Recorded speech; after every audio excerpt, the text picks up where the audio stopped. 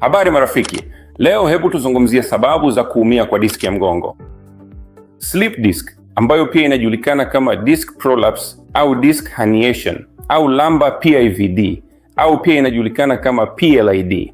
Magonjwa haya yote yako kwenye kundi moja linaloitwa slip disc. Kwa kawaida hutokea kwenye sehemu ya chini ya mgongo, inaitwa mgongo wa kiuno, lumbar spine. Sasa kabla hatujaanza kuhusu sababu za slip disc, kwanza tuelewe diski ni nini. Diski kimsingi ni kifyonza mshtuko kati ya mifupa ya uti wa mgongo wa chini. Kwa hivyo kati ya mifupa miwili kuna muundo laini kama mtu uliojaa jeli. Inajulikana kama diski. Jukumu la diski ni kuchukua msongo wa mawazo. Kimsingi, wakati wowote unaporuka au kukaa kwa muda mrefu, sehemu ya kupakia hushughulikiwa na diski hii. Ifikirie kama tairi kwenye gari lako. Ni kama tairi, ina kifuniko kimoja cha nje kinachojulikana kama annulus fibrosus. Kuna sehemu ya ndani iliyojaa jeli ambayo inajulikana kama nucleus pulposus. Sasa nini husababisha diski kuteleza? Kimsingi, kuna sababu 6 za diski kuteleza. Ya kwanza ni uzeekaji wa kawaida wa mwili. Kimsingi, mchakato wa kawaida wa kuzeeka hudhoofisha tabaka la nje la diski linaloitwa annulus fibrosus, na kadri muda unavyosonga linapodhoofika, kuna uwezekano kwamba kutokana na harakati za ghafla au shughuli fulani linaweza hatimaye kupasuka. Hata kama hakuna shughuli ya ghafla kwa muda mrefu, mipasuko midogo hutokea kwenye tabaka hili la annulus fibrosus na hulidhoofisha. Kwa hiyo uzeekaji wa kawaida ni moja ya sababu kuu za diski kuteleza. Ya pili ni kuinama mara kwa mara au kuinua vitu vizito mara kwa mara.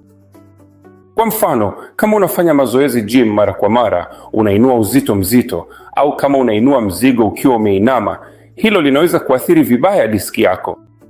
Kwa kawaida, kinachotokea ukiinama mbele, kama vile kuinua begi la safari. Halafu ghafla, unahisi kama kuna kitu kimekwama mgongoni. Hiyo inaonyesha kwamba kuna tatizo la diski kuteleza mgongoni mwako. Kwa kawaida, kama mkao si mzuri au kama mbinu si sahihi na unajaribu kuinua uzito mzito, au unafanya kazi kwenye duka ambapo lazima uiname mara kwa mara kuinua vitu vizito, basi hilo pia linaweza kusababisha diski kuteleza. Sababu ya tatu, ambayo ni ya kawaida sana, ni jeraha la ghafla la kuzunguka au kuanguka. Kama wewe ni mchezaji wa kriketi au mchezaji wa raga, na kama kuna jeraha la ghafla la kuzunguka kwenye mgongo wako, basi pia kuna uwezekano mkubwa kwamba unaweza kujeruhi diski kwenye mgongo. Au kama unaanguka kutoka juu, kwa mfano ukiteleza kutoka ghorofa ya kwanza au ya pili ya jengo, na ukitua chini, pia kuna uwezekano kwamba diski inaweza kupasuka. Ya nne ni mtindo wa maisha wa kukaa sana au mkao mbara. Kwa mfano, kama hufanyi mazoezi au una kazi inayokulazimu kukaa ofisini kwa muda mrefu. Katika hali hizo pia uko kwenye hatari zaidi ya kupata tatizo la diski kuteleza kwenye mgongo wako. Kama mkao wako si mzuri wakati wa kufanya kazi, kwa mfano, kama unakaa kwenye sofa au kitandani na kufanya kazi kwenye laptop kwa saa nyingi, hiyo si nzuri. Kama mkao wako si mzuri, hiyo pia inaweza kusababisha matatizo yanayohusiana na diski kwenye mgongo. Pia, kila unapokaa, unapaswa kutumia kiti na meza sahihi ya ofisi kwa ajili ya kufanya kazi. Ili kimuundo pia, mkao wako uwe mzuri na usipate tatizo la diski kuteleza baadaye. Sababu ya 5 ya diski kutoka mahali pake ni unene kupita kiasi. Kama mtu ana uzito mkubwa, uzito wake ni zaidi ya kawaida. Hiyo inaweka shinikizo kubwa kwenye mgongo, na shinikizo hilo linahamia kwenye diski ya mgongo wako kama mzigo.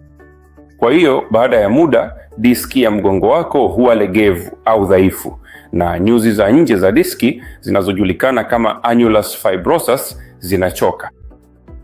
Na hilo likitokea, sehemu ya kiini inatoka na inaanza kubana neva, jambo ambalo linaweza kusababisha pia ugonjwa wa sciatica. Kwa hivyo, dhibiti uzito wa mwili wako. Hilo ni muhimu sana. 6. Sababu ya kuteleza kwa diski au upanuzi wa diski ni sababu za kijenetiki. Wakati mwingine hutokea katika familia kwamba ikiwa baba au mama ana diski ambazo ni ndogo kwa ukubwa, safu ya nje ya annulus si nene ya kutosha. Kisha hilo linaweza pia kusababisha kuzorota mapema kwa diski au kupungua kwa diski kwa wagonjwa wachanga. Kwa hivyo, marafiki, kuna sababu 6 kwa ujumla. Ya kwanza ni inahusiana na umri, ambayo bila shaka huwezi kubadilisha. Ifuatayo ni msongo wa mara kwa mara au kuinama au kubeba uzito. Hii bila shaka inaweza kubadilika. Kwa hivyo unahitaji kuwa makini sana unapobeba uzito au kama unafanya harakati za kuinama mara kwa mara. Ya tatu ni jeraha la ghafla la kugeuka au kuanguka.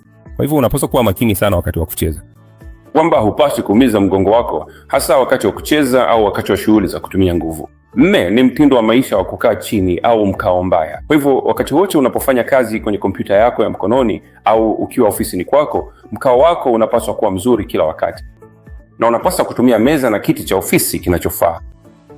5 ni uzito kupita kiasi na unene kupita kiasi. Kwa hivyo unapaswa kujaribu kupunguza uzito wako, uweke katika kiwango kizuri. Haupaswi kula chakula cha kukaanga au kujaribu kula kitu au kujaribu kula chakula kisicho na lishe kila siku ili uzito wako udhibitiwe. Na 6 ni mwelekeo wa kijenetiki. Kwa hivyo utabiri wa kijenetiki bila shaka huwezi kubadilika. Kwa hivyo ni sababu ya hatari isiyoweza kubadilishwa. Lakini kwa ujumla, ikiwa utaweka uzito wako chini ya mipaka, utafanya mazoezi mara kwa mara, utafanya mkao wako uwe mzuri na epuka kupinda au kusogea ghafla, unaweza kuweka mgongo wako salama na unaweza kuzuia tatizo la diski ya kuteleza katika siku zijazo. Asante.